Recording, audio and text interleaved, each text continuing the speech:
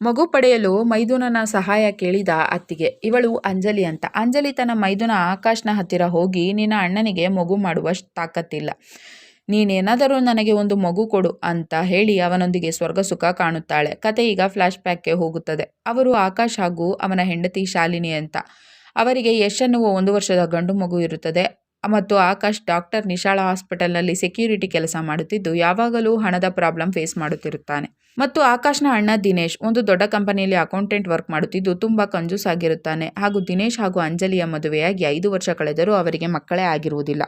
ಹೀಗಿರುವಾಗ ದಿನೇಶ್ ಮನೆಯ current bill ನನ್ನಾದರೂ ಕಟ್ಟು ಅಂತ ಆಕಾಶ್ಗೆ ಹೇಳುತ್ತಾನೆ. ಆವಾಗ ಆಕಾಶ್, ಈಗ ನನ್ನ ಹತ್ತಿರ ಹಣವಿಲ್ಲ, ಯಶ್ಗೆ ಮೆಡಿಸಿನ್ ತರುವುದರಲ್ಲಿಯೇ ಎಲ್ಲ ಹಣ ಖಾಲಿ ಆಗುತ್ತದೆ ಅಂತ ಹೇಳುತ್ತಾನೆ. ಆವಾಗ ಕೋಪಗೊಂಡ ದಿನೇಶ್, ನಿನಗೆ ಮಕ್ಕಳನ್ನು ಸಾಕಲು ಆಗದಿದ್ದರೆ ಮಗುವನ್ನೇಕೆ ಹೆರಬೇಕಿತ್ತು? ಅಪ್ಪ ಅಮ್ಮ ಮೊದಲೇ ತೀರಿ ಹೋಗಿದ್ದಾರೆ, ಇನ್ಮೇಲೆ ನನಗೆ ನಿನ್ನ ಭಾರ ಹೊರಲು ಆಗುವುದಿಲ್ಲ, ನೀನು ನಾಳೆ ಈ ಮನೆ ಖಾಲಿ ಮಾಡು ಅಂತ ಬೈಯುತ್ತಾನೆ. ಆವಾಗ ಆಕಾಶ್, ಈ ಮನೆಯ ಮೇಲೆ ನನಗೂ ಹಕ್ಕಿದೆ, ನಾನೇಕೆ ಮನೆ ಬಿಟ್ಟು ಹೋಗಲಿ ಅಂತ ಕೇಳುತ್ತಾನೆ.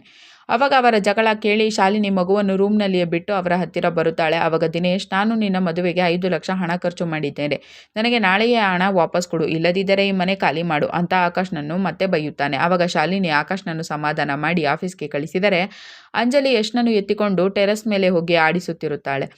ನಂತರ ಗಾಬರಿಯಾದ ಶಾಲಿನಿ ಯಶ್ನನ್ನು ಹುಡುಕುತ್ತಾ ಟೆರೆಸ್ ಮೇಲೆ ಹೋಗಿ ಯಶ್ ಅಂಜಲಿ ಕೈಯಲ್ಲಿದ್ದದನ್ನು ನೋಡಿ ಯಶ್ನನ್ನು ಕಿತ್ತುಕೊಂಡು, ನೀವೇಕೆ ಯಶ್ನನ್ನು ಇಲ್ಲಿಗೆ ತಂದಿದ್ದೀರಿ? ನಿಮಗೆ ಮಕ್ಕಳ ಮೇಲೆ ಅಷ್ಟೊಂದು ಕಾಳಜಿ ಇದ್ದರೆ ನಿಮ್ಮ ಗಂಡನಿಗೆ ಹೇಳಿ ಮಕ್ಕಳು ಮಾಡಿಕೊಳ್ಳಿ, ಇಲ್ಲ ನಿಮ್ಮ ಗಂಡನಿಗೆ ಮಕ್ಕಳನ್ನು ಮಾಡಲಾಗದಿದ್ದರೆ ಆಸ್ಪತ್ರೆಗೆ ಹೋಗಿ ಟ್ರೀಟ್ಮೆಂಟ್ ಆದರೂ ತೆಗೆದುಕೊಳ್ಳಿ, ಆದರೆ ನನ್ನ ಮಗನ ತಂಟೆಗೆ ಮಾತ್ರ ಬರಬೇಡಿ ಅಂತ ಬೈಯುತ್ತಾಳೆ.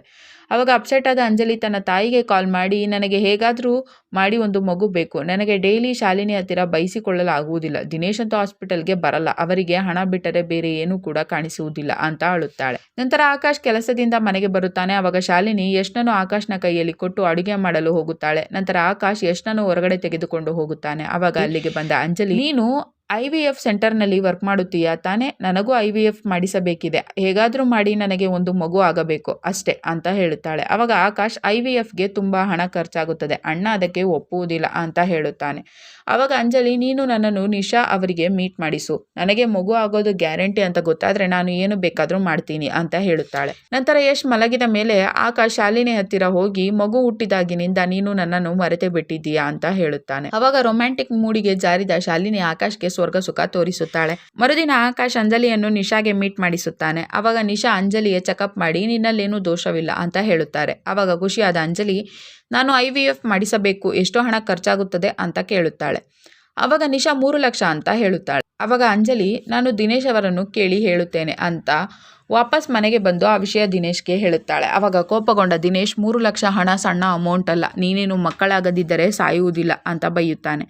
ಆವಾಗ ಅಂಜಲಿ, ಇಷ್ಟೊಂದು ಕಂಜೂಸ್ತನ ಸರಿಯಲ್ಲ, ಮಕ್ಕಳೇ ಇಲ್ಲದಿದ್ದಾಗ ಈ ಆಸ್ತಿಯೆಲ್ಲ ತೆಗೆದುಕೊಂಡು ಏನು ಮಾಡುವಿರಿ ಅಂತ ಕೇಳುತ್ತಾಳೆ. ಆವಾಗ ದಿನೇಶ್, ನೀನೇನೇ ಮಾಡಿದರೂ ನಾನಂತೂ 1 ರೂಪಾಯಿ ಕೂಡ ಕೊಡುವುದಿಲ್ಲ ಅಂತ ಹೇಳಿ ಹೋಗುತ್ತಾನೆ. ನಂತರ ನಿರಾಸೆಯಾದ ಅಂಜಲಿ ನೇರವಾಗಿ ಆಕಾಶ್ ಹತ್ತಿರ ಹೋಗಿ, ನಿನ್ನ ಅಣ್ಣ ಅಂತೂ ಹಣ ಕೊಡಲು ಒಪ್ಪುತ್ತಿಲ್ಲ, ನೀನಾದರೂ ನನಗೊಂದು ಮಗು ಕೊಡು ಅಂತ ಅವನನ್ನು ತಬ್ಬಿಕೊಳ್ಳುತ್ತಾಳೆ. ಆವಾಗ ಶಾಕ್ ಆದ ಆಕಾಶ್ ಇದು ತಪ್ಪು ಅಂತ ಅವಳನ್ನು ದೂರ ತಳ್ಳಿ ಹೋಗುತ್ತಾನೆ. ನಂತರ ಮರುದಿನ ಅಂಜಲಿ ಆಕಾಶ್ ಡ್ಯೂಟಿಯಿಂದ ಬರುವುದೇ ತಡ, ಅವನನ್ನು ಬೆಡ್ರೂಮ್ಗೆ ಕರೆದುಕೊಂಡು ಹೋಗಿ, ದಿನೇಶ್ಗೆ ಮಗು ಮಾಡುವ ತಾಕತ್ತಿಲ್ಲ, ನನಗೆ ಇದೇ ವಂಶದ ಮಗು ಬೇಕು, ಇದು ಕೇವಲ ನಿನ್ನಿಂದ ಮಾತ್ರ ಸಾಧ್ಯ ಅಂತ ಹೇಳಿ ಆಕಾಶ್ನನ್ನು ತಬ್ಬಿಕೊಂಡು ಆಕಾಶ್ ಜೊತೆ ಸ್ವರ್ಗ ಸುಖ ಕಾಣುತ್ತಾಳೆ.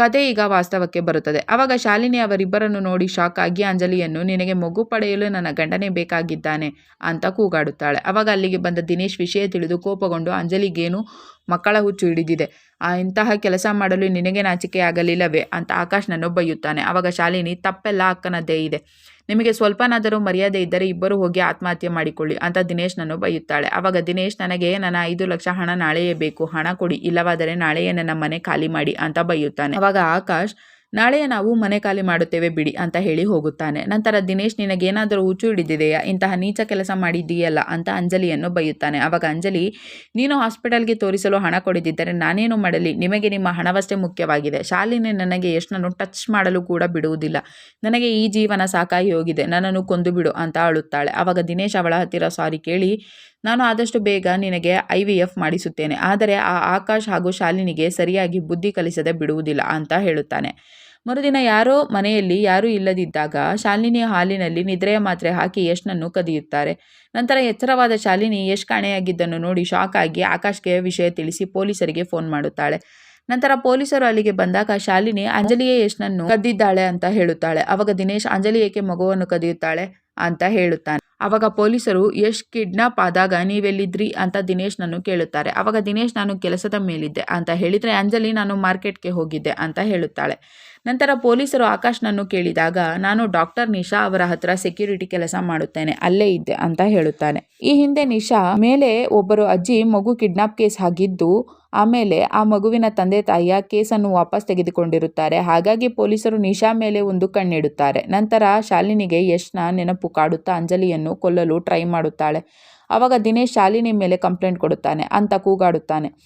ಆವಾಗ ಆಕಾಶ್ ಅವನನ್ನು ತಡೆದು ನಾವು ನಾಳೆಯ ಮನೆ ಖಾಲಿ ಮಾಡುತ್ತೇವೆ ಬಿಡಿ ಅಂತ ದಿನೇಶ್ಗೆ ಹೇಳಿ ಹೋಗುತ್ತಾನೆ. ನಂತರ ಪೊಲೀಸರು ಇನ್ವೆಸ್ಟಿಗೇಷನ್ ಮಾಡಿದಾಗ ನಿಶಾ ಮೊದಲೊಂದು ಹಾಸ್ಪಿಟಲ್ನಲ್ಲಿ ವರ್ಕ್ ಮಾಡುತ್ತಾ ಈಗ ತನ್ನದೊಂದು ಓನ್ ಕ್ಲಿನಿಕ್ ಓಪನ್ ಮಾಡಿದ್ದು ಅವಳ ಹತ್ತಿರ ಮತ್ತಷ್ಟು ಮಕ್ಕಳು ಇದ್ದದ್ದು ಪೊಲೀಸರಿಗೆ ಗೊತ್ತಾಗುತ್ತದೆ. ನಂತರ ಪೊಲೀಸರು ಯಶ್ನನ್ನು ಪತ್ತೆ ಮಾಡಿ ನಿಶಾ ಹತ್ತಿರ ಹೋಗಿ ನೀವು ಅದು ಹೇಗೆ ಈ ಯಶ್ನನ್ನು ಬೇರೆಯವರಿಗೆ ಅಡಾಪ್ಟ್ ಮಾಡಿದ್ರಿ ಅಂತ ಕೇಳುತ್ತಾರೆ. ಆವಾಗ ನಿಶಾ ನಾನು IVF ಜೊತೆ ಮಕ್ಕಳ ಅಡಾಪ್ಟ್ ಕೂಡ ವರ್ಕ್ ಮಾಡುತ್ತೇನೆ, ಯಾರಿಗೆ ಮಕ್ಕಳನ್ನು ಸಾಕಲು ಆಗುವುದಿಲ್ಲವೋ ಅವರಿಂದ ಮಗುವನ್ನು ಖರೀದಿ ಮಾಡಿ ಬೇರೆ ಪೇರೆಂಟ್ಸ್ಗೆ ಮಾರುತ್ತೇನೆ ಅಂತ ಹೇಳುತ್ತಾಳೆ. ನಂತರ ಪೊಲೀಸರು ಆಕಾಶ್ ಮನೆಗೆ ಹೋಗಿ ಯಶ್ನನ್ನು ಶಾಲಿನಿಗೆ ಒಪ್ಪಿಸುತ್ತಾರೆ. ಆವಾಗ ಶಾಲಿನಿ ಯಶ್ನನ್ನು ಯಾರು ಕಿಡ್ನಾಪ್ ಮಾಡಿದ್ದು ಅಂತ ಕೇಳುತ್ತಾರೆ. ಆವಾಗ ಪೊಲೀಸರು ಬೇರೆ ಯಾರೂ ಅಲ್ಲ ಆಕಾಶ್ನೇ ಕಿಡ್ನಾಪ್ ಮಾಡಿದ ಅಂತ ಹೇಳಿ ನೀನೇಕೆ ನಿನ್ನ ಮಗನನ್ನು ಕಿಡ್ನಾಪ್ ಮಾಡಿದೆ ಅಂತ ಆಕಾಶ್ನನ್ನು ಕೇಳುತ್ತಾರೆ. ಆವಾಗ ಆಕಾಶ್ ಅಣ್ಣ ನನಗೆ ಪದೇ ಪದೇ ಮನೆ ಖಾಲಿ ಮಾಡಲು ಹೇಳತೊಡಗಿದ. ನಂತರ ನಾನು ಅಪ್ಸೆಟ್ ಆಗಿರುವುದನ್ನು ನೋಡಿದ ನಿಶಾ ನನ್ನ ಪ್ರಾಬ್ಲಮ್ ಕೇಳಿ ನೀನೇನಾದರೂ ಯಶ್ನನ್ನು ನನಗೆ ಮಾರಿದರೆ ನಾನು ನಿನಗೆ 5 ಲಕ್ಷ ಹಣ ಕೊಡಿಸುತ್ತೇನೆ, ನೀನು